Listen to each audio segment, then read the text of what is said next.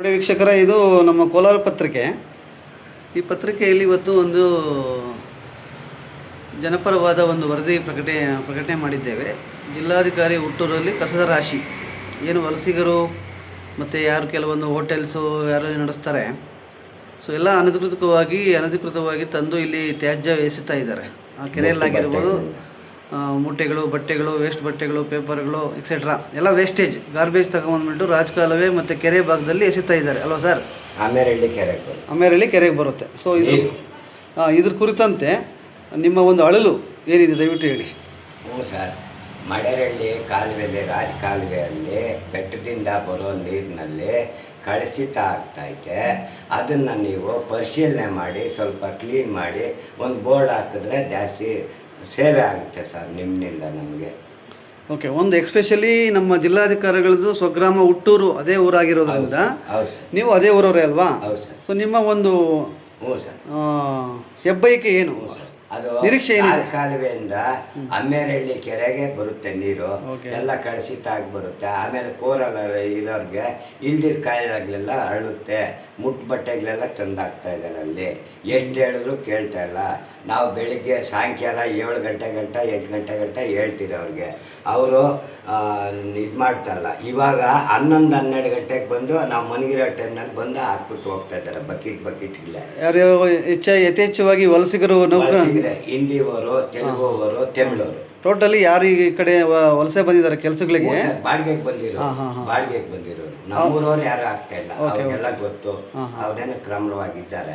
ಈ ಬಾಡಿಗೆಗೆ ಬಂದಿದ್ದಾರಲ್ಲ ಅವರು ಕಳುಷಿತ ಮಾಡ್ತಾ ಇದ್ದಾರೆ. ಹೌದು ಸರ್.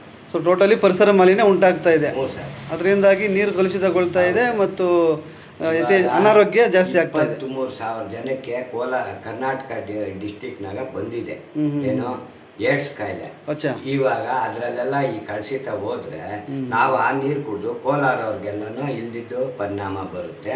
ನೀವು ಆದಷ್ಟು ಕ್ರಮ ತಗೊಳ್ಳಿ ಸರ್. ಓಕೆ, ಜಿಲ್ಲಾಧಿಕಾರಿಗಳಿಗೆ ಈ ಒಂದು ವಿಷಯದ ಪ್ರಕಾರವಾಗಿ ಗಮನ ಹರಿಸಬೇಕು ಅಂದ್ಬಿಟ್ಟು ಹೇಳ್ತಾ ಇದ್ದೀರಾ? ಹ್ಞೂ ಸರ್.